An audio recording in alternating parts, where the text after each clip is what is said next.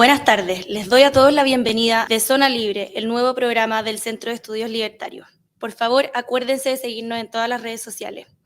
Hoy día estoy con Gerardo Varela, presidente del Consejo Directivo de la Fundación para el Progreso, exministro de Educación, abogado de la Universidad de Chile y consejero del Círculo Legal de ICARE. Muy buenas tardes, Gerardo, ¿cómo estás? Hola Javiera, buenas tardes, gracias por invitarme. Muchas gracias a ti por estar acá. ¿Cómo están los ánimos de cara al plebiscito? La última encuesta nos dio 18 puntos por sobre el apruebo y varias personas de la exconcertación están empezando a sumarse el rechazo. Me gustaría saber cuál es tu percepción respecto de todo lo que está pasando. A ver, yo veo esto con moderado optimismo y por una razón, porque el gobierno está recién saliendo a hacer campaña, la gente del apruebo se está moviendo, pero el producto es malo y uno puede hacer muy buen marketing, pero cuando el producto es malo es muy difícil venderlo. Y la verdad que incluso para los no iniciados, uno empieza a leer la Constitución y empieza a tratar de comprender y entender los temas centrales y se da cuenta que es un mal producto. Así que yo lo veo con moderado optimismo, espero que Chile se tome en serio el desafío, se instruya, pregunte, distinga de lo verdadero de lo falso, de manera que tome la decisión más responsable. Y esa indudablemente debe ser rechazar este texto. ¿A qué te refieres con lo verdadero y a qué te refieres con lo falso? Porque circulan muchas fake news o interpretaciones muy optimistas del tema. Y claro, esta es una constitución que es un todo complejo, nace además de agregar intereses de distintas personas, entonces está lleno de contradicciones. Y efectivamente uno puede darse las respuestas que quiere encontrar en función de tomar una determinada perspectiva de la lectura de la Constitución. Lo importante es, primero, si existe una contradicción, y segundo, quién en definitiva va a interpretar esto. Y yo creo que el centro de por qué yo reprocho esta Constitución es porque los jueces van a pasar a ser protagonistas políticos desde el minuto que esté una Constitución llena de vaguedades, de conceptos ambiguos, llena de contradicciones que van a requerir un trabajo judicial muy grande. Y aquí esta Constitución crea un órgano que es el Consejo de la Justicia, cuya mayoría es nombrada políticamente, que además hay escaños reservados de los indígenas y que ellos van a nombrar a los jueces y van a calificarlos cada 5 años. Eso es lo más peligroso para nuestra democracia y para nuestro sistema judicial que tiene esta Constitución. Claro, y además ya no va a haber un solo sistema judicial para todos los chilenos, sino que se van a incorporar los sistemas judiciales indígenas. Y eso se contradice un poco con un dato que arrojó la encuesta CEP, donde el 82% de la muestra sostenía que debería existir un solo sistema de justicia para todos los chilenos. Entonces, ¿tú qué opinas sobre esta propuesta de que los pueblos originarios también puedan tener su propio sistema judicial? No, a mí me parece que todos los chilenos deben estar sometidos a las mismas leyes, lo que no implica que haya materias que puedan ser resueltas de manera voluntaria fuera del sistema judicial, por vía de mediaciones, como existe en la Cámara de Comercio, para problemas comerciales. O sea, los indígenas perfectamente para situaciones que no tienen que ver con el derecho civil o el derecho penal que nos rige a todos, puedan ellos resolver sus controversias de una determinada manera. Pero yo creo que el mundo ha avanzado mucho en el sentido de que debe haber una legislación aplicable a todos. Esto es una copia además de sistemas de otras jurisdicciones en que efectivamente los pueblos originarios tenían sistemas judiciales.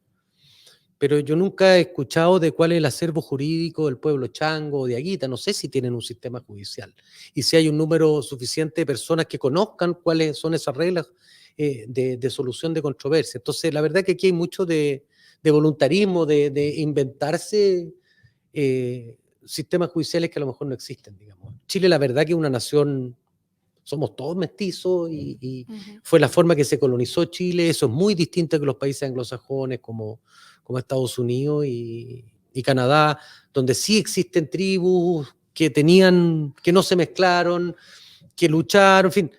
es distinta la colonización en Sudamérica que la que vimos en el norte, en Norteamérica, digamos. Y eso hace que están importando un sistema que no necesariamente es el que le gusta incluso a los propios pueblos indígenas. Por ejemplo, la propiedad individual. Claro.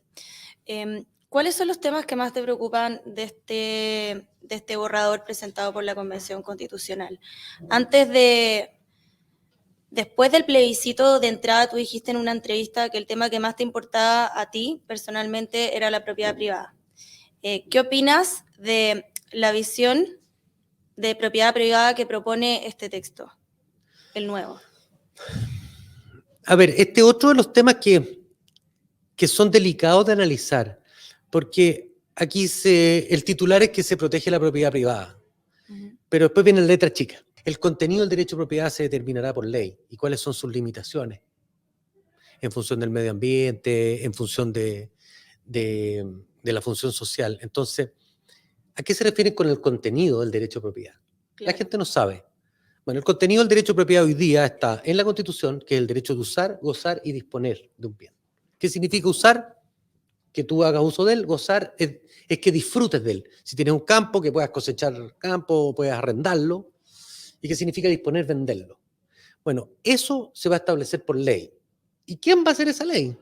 El Congreso. Este Congreso de diputadas y diputadas que tiene escaños reservados. Entonces, volvemos a que aquí se generó un centro gravitacional de poder en la Cámara de Diputados y Diputadas, que la historia de Chile muestra que ha sido siempre la Cámara más demagógica, más política, más luchadora, los adolescentes del sistema. Claro, el Senado es lo que contiene un poco eso. Exactamente. Y el Poder Judicial. Y el Poder Judicial que ahora ya no va a ser el que conocemos, sino que este nuevo sistema de justicia en que el nombramiento también es político. Perfecto. Y la evaluación es política. Por eso que el derecho de propiedad yo encuentro que quedó muy mal recogido. Porque además, y se ha hecho mucha cuestión de esto, esta indemnización del justo precio.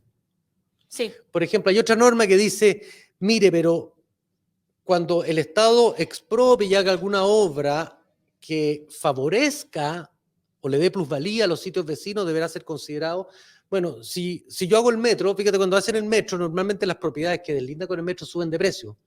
Pero durante 3 o 4 años, mientras se construye el metro, bajan de precio, nadie quiere vivir ahí. Eso no lo considera, solo cuando suben. Entonces, cuando les expropian, decir, no, pues si yo a usted en el futuro, fíjese que le va a subir el precio de lo suyo. Sí, pero va a estar 4 años fuera del comercio humano. Claro, sí, quedó muy en el Entonces, el precio justo va a considerar cuando sube, pero no cuando baja. Está lleno de letras chicas esta Constitución, que es lo más preocupante de todo. Y por eso que hay interpretaciones para todos los gustos. Y por eso que está lleno de contradicciones. Claro. Es complejo. Pero ahora con el borrador en tus manos, en el fondo, ¿sigue siendo la propiedad el tema que más te preocupa? Porque han surgido conceptos como, por ejemplo, plurinacionalidad, regionalización, etcétera, etcétera. A ver, lo que pasa es que entendamos que la propiedad no es el privilegio de unos pocos, no, sino que es el fundamento sobre el cual se construye una sociedad libre. Si tú no eres dueño de tus cosas, no hay mercado porque no tienes nada que intercambiar. Los mercados son un intercambio de cosas. Si tú no eres dueño de tu empresa o te pueden expropiar sin pagarte, por ejemplo, no puedes criticar al gobierno porque te pueden quitar tus cosas. Entonces, la propiedad es el fundamento de una sociedad libre. Ahora, no es eso lo que más me preocupa. Lo que más me preocupa es el Poder Judicial como quedó. Porque esta propiedad con otro sistema judicial podría andar. Uh-huh. Me preocupa esta Cámara de Diputados y Diputadas, me preocupa la jibarización de las regiones cuando uno está tratando de hacer un esfuerzo por regionalizar, en que el Senado era básicamente una Cámara regional, claro, en que había un contrapeso geográfico al gran peso poblacional que tiene Santiago. Entonces era un buen equilibrio que se daba en el Congreso hoy día. Eso lo rompieron, digamos, y lo rompieron para favorecer a Santiago. Yo creo que eso es muy inconveniente para Chile en el largo plazo. Claro, y se creó esta segunda Cámara de las Regiones que tiene muchas menos atribuciones que la Cámara de Diputados, sí, pero igual, de alguna manera, es suficiente para que algunas personas digan, no, pero si seguimos teniendo un Congreso bicameral. No, porque hoy día es bicameral porque el Senado y la Cámara de Diputados prácticamente, claro, son gemelas, digamos. Salvo en algunas, sí, materias que son del Senado, el nombramiento del miembro de la Corte Suprema, que sé yo. Hay cosas que pertenecen a cada uno, pero en todo el proceso legislativo participan ambas. Claro, pero en el fondo, a través de la creación de esta Cámara de las Regiones, hay personas que dicen, no vamos a tener un Congreso unicameral, porque la unicameralidad como que espantó a todo el mundo Por eso que y inventaron prendió este infinitas híbrido y alertas, algunas claro. materias se las dieron efectivamente a la Cámara Regional, pero muy jibarizada respecto a lo que es el Senado hoy día. No, sí, de todas maneras.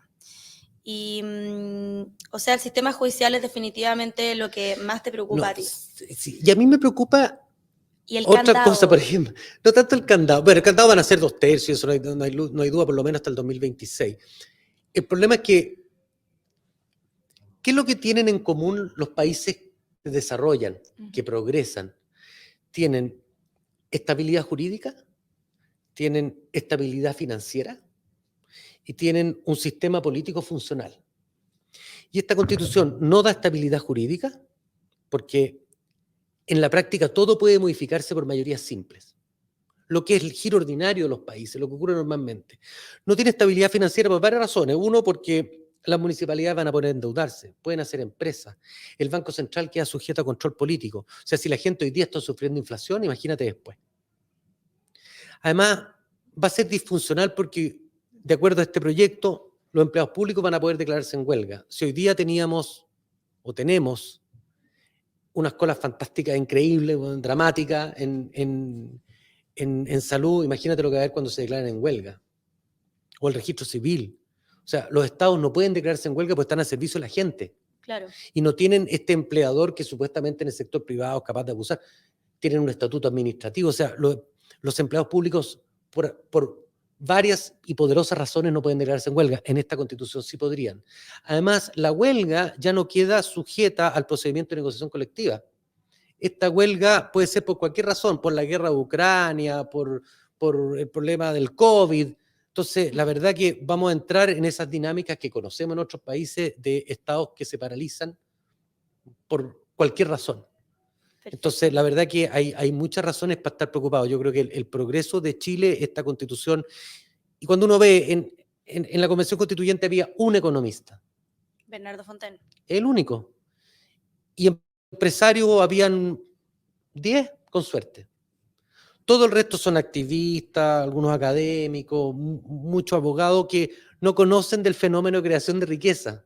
Claro. Y la verdad que la creación de riqueza es la que permite que los países salgan del subdesarrollo. Esta es una constitución de los políticos y para los políticos y no de la sociedad civil y para ellos. Y lo que crean de algo distinto se equivocan. Sí.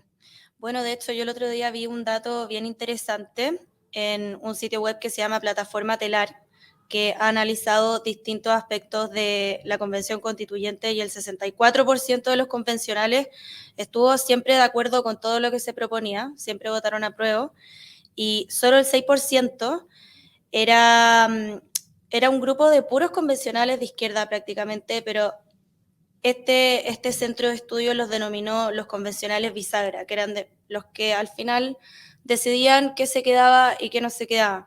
Y dentro de esa lista está, por ejemplo, Fernando Atria, Patricia Politzer, Maximiliano Hurtado, bueno, nadie de centro o de derecha. Y ya yendo un poco más hacia las distintas propuestas que han surgido, ¿ya? Por una parte tenemos el rechazo para reformar, por otra parte tenemos el apruebo para reformar. Sin embargo, las personas se van a enfrentar a dos opciones el día que vayan a votar: rechazo o apruebo. Considerando esto, ¿tú qué opinas del apruebo y del rechazo para reformar? A ver, esto lo he dicho en mi columna. Yo creo que el problema con el apruebo para reformar es que en este proyecto constitucional la columna vertebral quedó mal hecha. Entonces no es una reforma trivial la que hay que hacer. En cambio, en el rechazo para reformar, yo creo que la gente no está incómoda con que exista una Cámara de Diputados y un Senado. No está incómoda con que haya un Banco Central independiente. La gente, yo creo que lo que le preocupa es a veces la contraposición, la falta de coordinación entre presidencia y Congreso. Lo que le preocupa a veces es la politización de la justicia.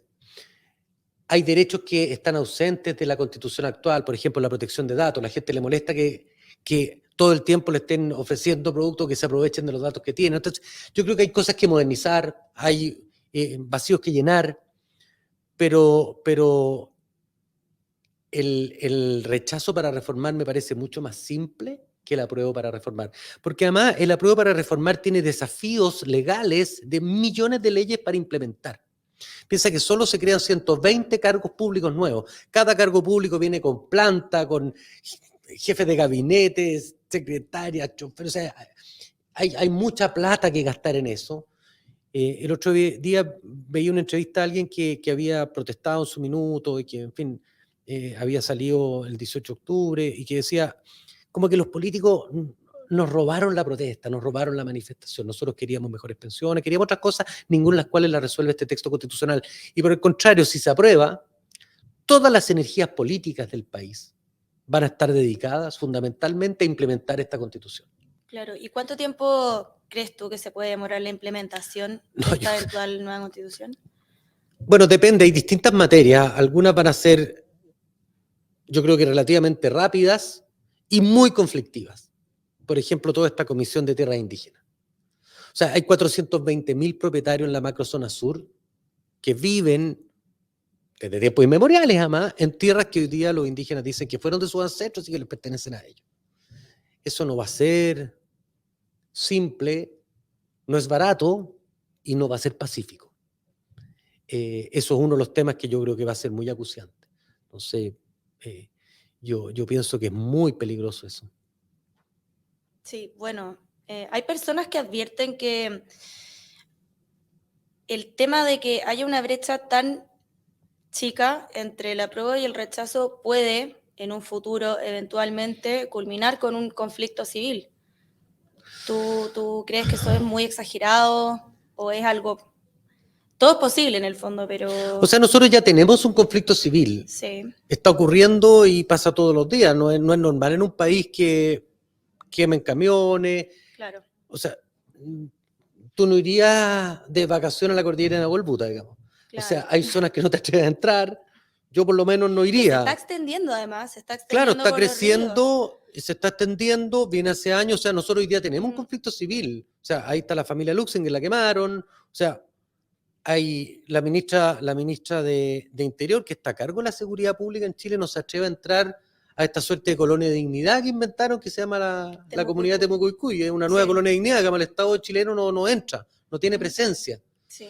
Entonces, la verdad que eso ya lo tenemos. Afortunadamente no se ha extendido a todo el país, pero el problema con la inmigración en el norte ilegal, claro. hay un caldo de cultivo peligroso. Carteles de narcotráfico que ya están instalados en Chile. O sea, yo creo que también es súper importante a la hora de evaluar este proyecto constitucional, entender que en los últimos 3 años el contexto país cambió y por lo tanto yo creo, puedo estar muy equivocada, pero que cualquier interpretación que considere ese contexto no es necesariamente mala.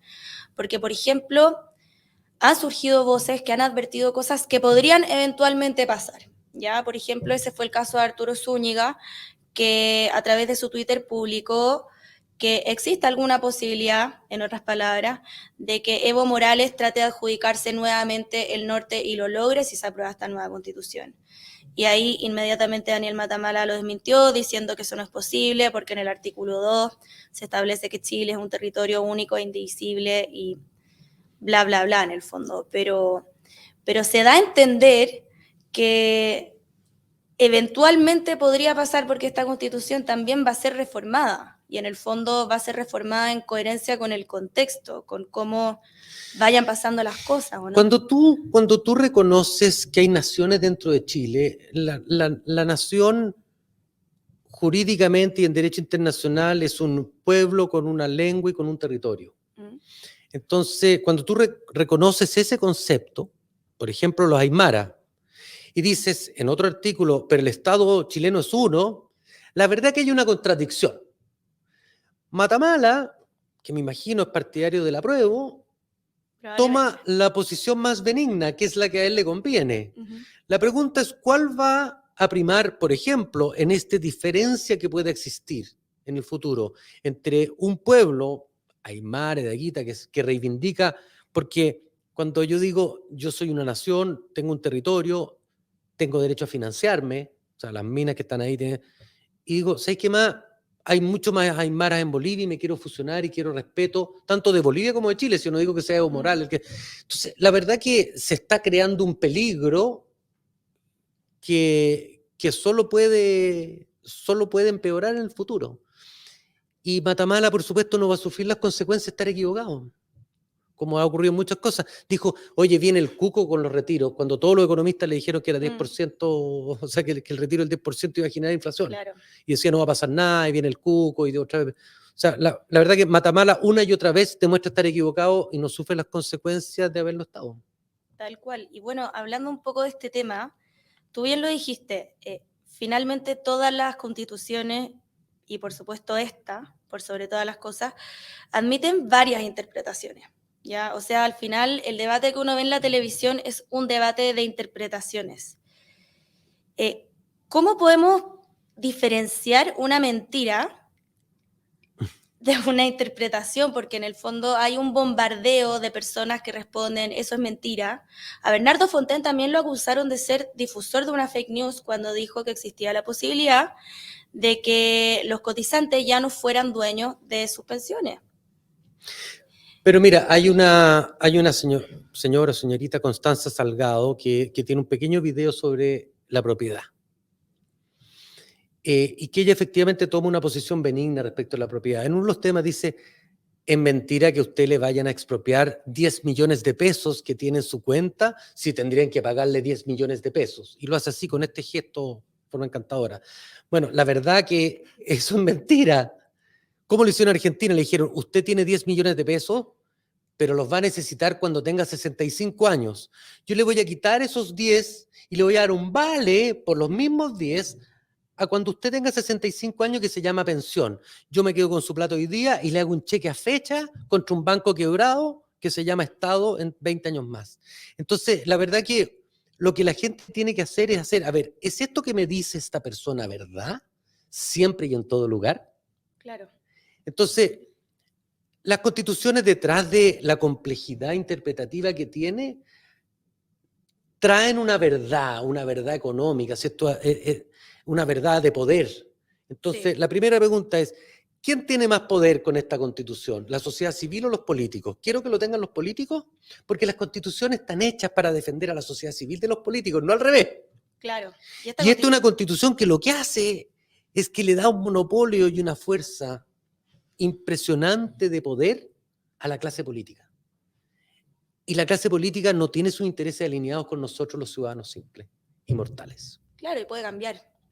Exactamente. Por ejemplo, el expresidente Frei también insinuó de alguna manera que va a votar rechazo porque considera que esta constitución podría pavimentarle el camino a un eventual dictador.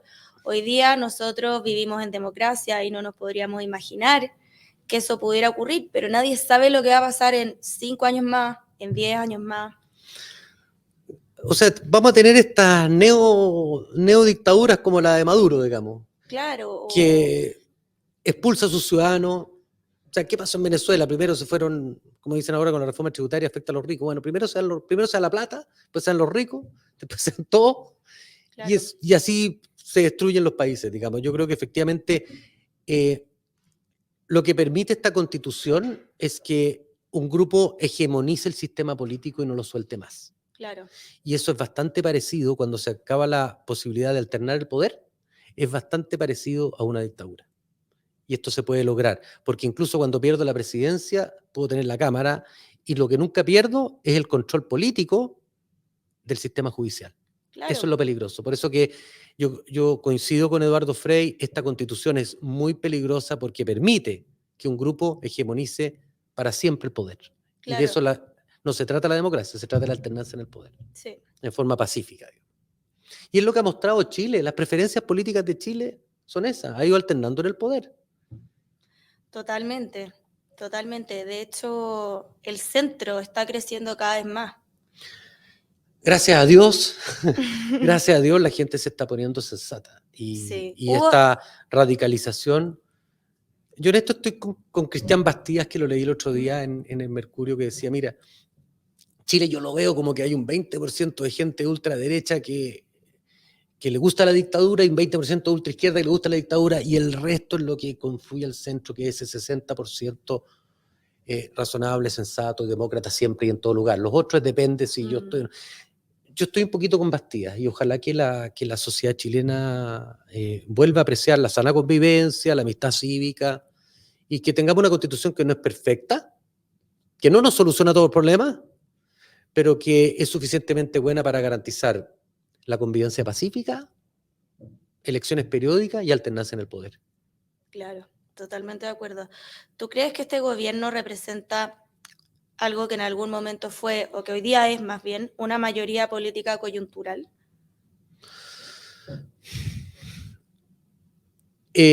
Sí, como toda mayoría política pienso que es coyuntural, digamos, y si fuera por la encuesta hoy día sería minoría. Pero de eso se trata la democracia.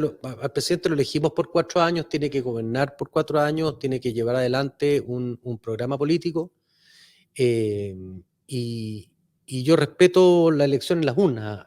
Ahora, podemos especular por qué salió Boric, digamos, y si la gente era una entusiasta de Boric o votó en contra de Kast. Nadie va a saber nunca eso. Lo importante es que él salió elegido. En el Congreso, sin embargo, la gente fue razonable porque equilibró. Y la Claro, democracia consiste en frenos y contrapesos. Y yo creo que Chile hoy día está, pienso que, más alineado en la ciudadanía de lo que está en el gobierno, que lamentablemente se radicaliza. Yo creo que la gente, mucho más interesada que en una constitución, está en conocer cuál va a ser el nuevo sistema de pensiones, que le bajen la inflación. El tema de delincuencia, la gente le preocupa, vive con ella todos los días, está amenazada, tiene miedo. Yo creo que el tema de delincuencia es un tema que el Poder Ejecutivo hoy día ha fallado miserablemente en controlar la delincuencia. Primero porque la propició, la motivó, cuando era oposición nunca la condenó como debía ser, que no es un método legítimo de participación en política la violencia, digamos. Y ahora tiene un problema, no sabe cómo controlarla. claro. Y fíjate que si en diciembre de 2019 la principal preocupación de las personas eran las pensiones, hoy día la principal preocupación de las personas, por lejos, en todas las encuestas, es seguridad. Seguridad. Entonces ahí uno también se da cuenta de cómo van variando las inquietudes de la población y de la masa que finalmente vota, y también de la misma masa que se manifestó durante Bueno, y después si del le 18 preocupa de la octubre. violencia, con esta constitución que hasta los delincuentes pueden votar, Claro, los mayores de 16 años van a poder votar, aunque sea voluntario, pero es gente que está en formación todavía, no, está bien totalmente de que acuerdo. vote para el presidente del colegio, digamos, un niño de 16 Sí. años, pero no por el presidente de la República, todavía no ha trabajado nunca, no ha estado en la universidad, no ha estado expuesto a la complejidad del mundo. Yo lo encuentro muy, muy riesgoso. Bueno, y ya yendo más hacia el día después de las elecciones, el presidente Boric ya dijo que en caso de que gane el rechazo, se va a repetir este proceso de nuevo, se va a elegir una nueva convención constituyente que redacte un nuevo texto. ¿Qué piensas tú de eso? Esa vendría siendo la... No, yo creo que eso es una mala idea. A mí Ujú. esta convención me pareció una mala idea.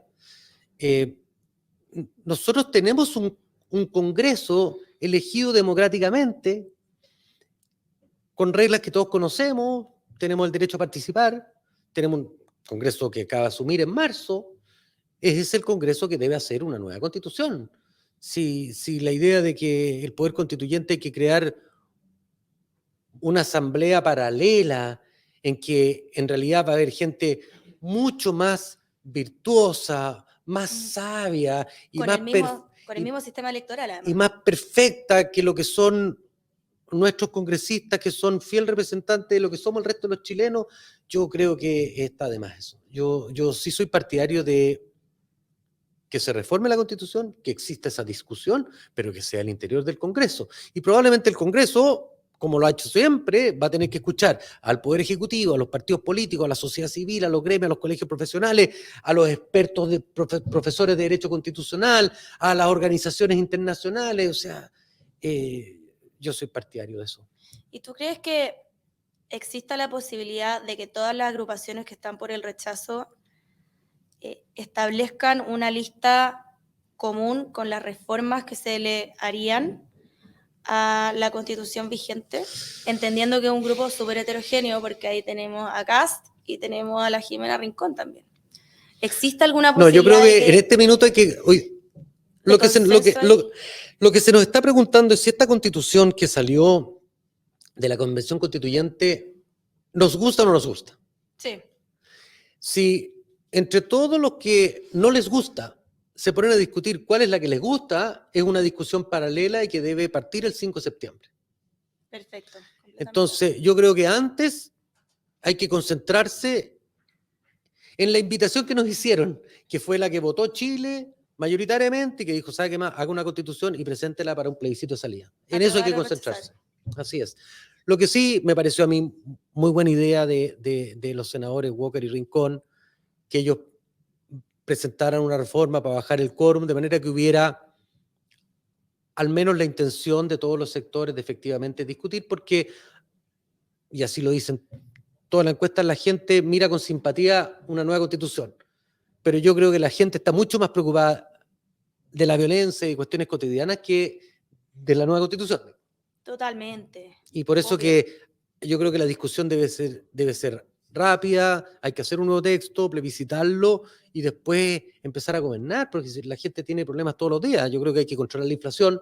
Este bono que acaba de tirar el presidente Boric de 120.000 pesos, cuando hace 20 días dijo que no iba a hacer nada porque era inflacionario, ya está calculado cuánto va a ser el efecto de la inflación, eso sube los precios de todas las cosas, entonces como, mira, yo te doy pero te quito. Claro, sí. Se va a diluir el Sí, bono. exactamente. Se va a diluir. ¿Y tú crees que sirva?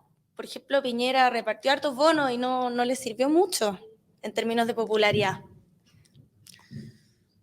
Yo creo que la gente toma su decisión de voto con independencia de la plata. Sí. Si un empleador va y le dice a sus trabajadores, mire, les voy a subir el sueldo para que voten de una determinada manera, nadie va a cambiar de opinión. A los hijos, si les suben la mesada para que voten distintos, yo creo que es muy difícil comprar votos. Yo creo que la gente va a tomar su decisión por otras razones. Ahora, en un universo, no sé, de 8, 9 millones de votantes, siempre hay gente que vota por las razones más disímiles. A lo mejor alguien dice, yo estoy tan agradecido de los 120.000 pesos que va a cambiar mi voto, pero quiero creer que el chileno en eso es un poquito más holístico, ve varias cosas al mismo tiempo, digamos. Claro, totalmente. ¿Y tú cómo evalúas el gobierno? Ya se cumplieron 4 meses de gobierno. ¿Cómo lo evalúas? ¿Está la sensación de que no está haciendo nada y que no van a hacer nada hasta que se conozcan los resultados del plebiscito? Mira, es que yo estoy en la antípoda de todas las ideas de este gobierno, de manera que no las lleven a cabo, me parece una buena cosa para el país. Por ejemplo, acaban de presentar la reforma tributaria. Yo creo que la reforma tributaria es proinflacionaria, es antiinversión y antiempleo. Y anticlase media también. Anticlase media, de todas maneras. Es que por eso que antiempleo, digamos. Entonces, yo estoy en contra de eso. O sea, de hecho, ya se están proyectando cómo van a subir los arriendos de los departamentos. Claro, porque cuando el ministro Grau explicaba, mire, aquí cualquier persona puede, como va a descontar de su impuesto los 450.000 pesos que paga, la otra persona se va a ver obligado a declarar y en consecuencia va a subir. Bueno, cuando es igual para todos, ese señor va a subir la renta. Totalmente. Van a subir la renta. Entonces, la verdad que las economías son ecosistemas. Cuando alguien diga, mire, yo solamente voy a afectar a la gente que vive en tal lugar, eso es falso. Es como el ecosistema. Yo si mato a los gorriones, alguien más va a perjudicar, digamos. O sea, aquí la idea de que, por ejemplo, en el impuesto a los ricos solo 6.000 personas, no, porque las economías no se desarrollan por los ricos. Las economías se desarrollan por los miles que tratan de ser ricos. Esos son los que se esfuerzan todos los días, que se levantan, que contratan gente, que contratan profesionales, que van a los bancos. Esa gente que está empujando el carro es la que hace rico a los países. Y cuando yo, no sé, por la carrera de 100 metros, si Usain Bolt, en vez de darle la medalla de oro, tú le cortas las piernas cuando gana, nadie más corre. Claro. Es una mala idea. Entonces, el problema no es el impuesto a la riqueza que solo afecta a los 6.000. Y todos los demás que ven eso. El efecto demostración, el efecto par, es muy grande. Ese es el problema con esta reforma. Totalmente. Totalmente. Bueno, finalmente te invito a hacer un llamado a votar por la opción que a ti más te parece, que ya sabemos cuál es. Sí. Rechazo. ¿Apruebo? No, yo por supuesto que voto rechazo. Creo que es una mala constitución y una mala idea aprobarla, ni siquiera pensando que se pueda reformar, porque la verdad que tiene todas las dificultades de reforma de la actual constitución, más el consentimiento indígena. Y ese consentimiento indígena, el cómo se logra, cuánto demora y quién lo da, es una carta abierta, digamos, no está claro tampoco. Y además todas las energías políticas del país se van a destinar a implementar esta constitución. Y eso significa que los problemas urgentes, reales y actuales de la gente van a quedar postergados. Pensiones, violencia, inflación. Entonces, la verdad que es muy riesgosa la opción, la opción apruebo. Y por eso yo hago un llamado a la gente que se informe, que pregunte, que converse con abogados. La verdad que esto es como si a mí me pasara un libro de medicina. Me pasa un libro de medicina y yo podré leerlo, pero no voy a entender demasiado. Me gustaría hablar con un doctor que me explique. Y yo creo que hay una conversación pendiente con abogados que ojalá hayan leído la Constitución, que se hayan informado y que le puedan explicar cómo se interpreta una Constitución, para qué sirve y cómo es importante. Yo creo que esto que salió es poco parecido a una Constitución, es un texto complejo, inarmónico, inorgánico y muy contradictorio. Perfecto. Muchas gracias, Gerardo. Al contrario, Javiera, gracias a ti. Muchas gracias a todos los que pasaron por acá. No olviden seguir las redes sociales del Centro de Estudios Libertarios y nos vemos en la próxima entrega de Zona Libre.